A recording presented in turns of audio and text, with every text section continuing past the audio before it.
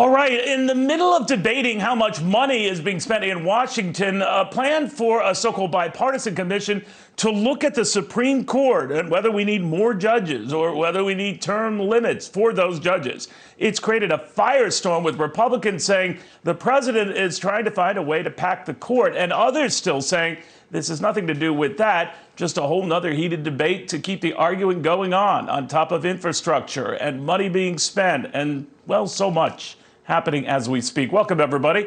I'm Neil CAVUTO, and I hope you're having a great morning and we'll have a great weekend. But the issue right now, front and center, is this Biden plan to get this bipartisan commission together to examine the Supreme Court and how it operates. Now, some have interpreted that as sort of like a signal that he wants to pack the court, or he's making a vow to progressives to do just that. We're going to be talking to Senator Mike Braun of Indiana on his concerns about all of this. In the meantime, let's go to David Spun at the White House on how the administration is planning to sort of address all of this. Hey, David. Hey, Neil, good morning to you. You hear a lot of talk in Washington that presidential decisions could have impacts for decades. This decision, if in fact there are justices added or removed from the court, really would have implications for decades. You hear a lot about 9 justices on the court. There have been all different numbers of justices over the course of time since the founding of this country, but 9 have been on the U.S. Supreme Court for decades. In fact, it was the late Justice Ruth Bader Ginsburg, when she was on the court back in 2019,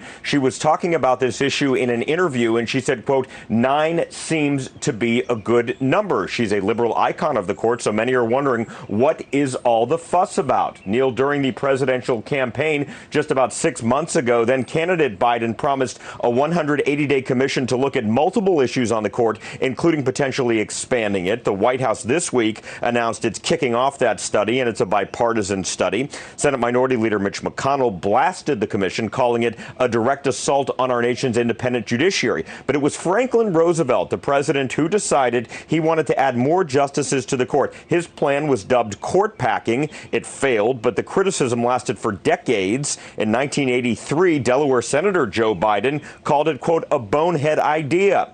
Now, President Biden's commission will look at pros and cons of changing the number of justices. They will also be looking at the court's role in the constitutional system, the length of service and turnover of justices on the court, the membership and size of the court, and the court's case selection rules and practices.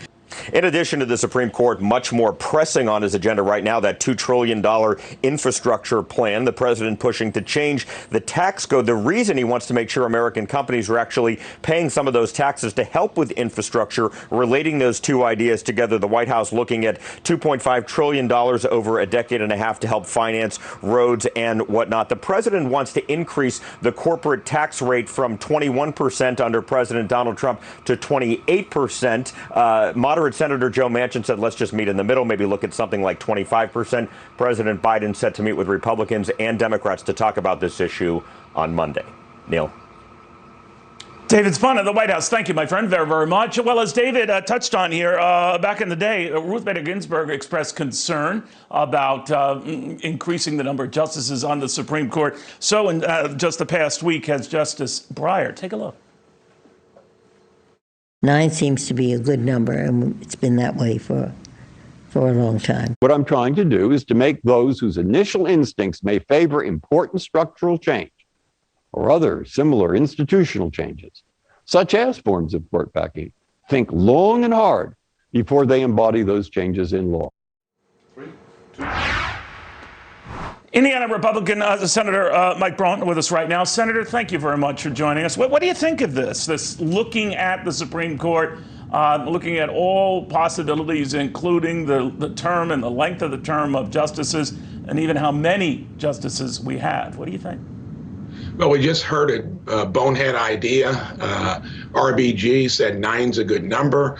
Even current Justice Breyer basically saying the same. But to me, Neil, this is emblematic of Democrats being faster-footed than we generally are as conservatives and seizing the moment. Rahm Emanuel, never let a crisis go to waste. Federal government is their gig, and when they're in power, they're going to run with it. So I think this commission is probably pressure from Biden's left flank, number one, if he has any memory of calling it a bonehead idea when he did do that. So, and I think it's also going to give us a good reading on what to expect on other issues. They're going to test the waters. They are going to seize the moment. And I think H.R. 1, actually federalizing election law, will be the first test of whether they're going to breach the filibuster. And then many other things could cascade after that if they do what they normally do. Seize the moment. And then they also understand that for us to ever undo it, we got to control both chambers and get the presidency. And who knows when that might occur. And that's what I'm most worried about, is crafting that solution, those ideas, once we get the chance again. But I'm afraid we're going to need to buckle up in the short run, but it creates the opportunity for us as soon as 2022. You know, there's another argument, Senator, that this commission idea is just cover for the president to say, all right, well, I had this group look into it.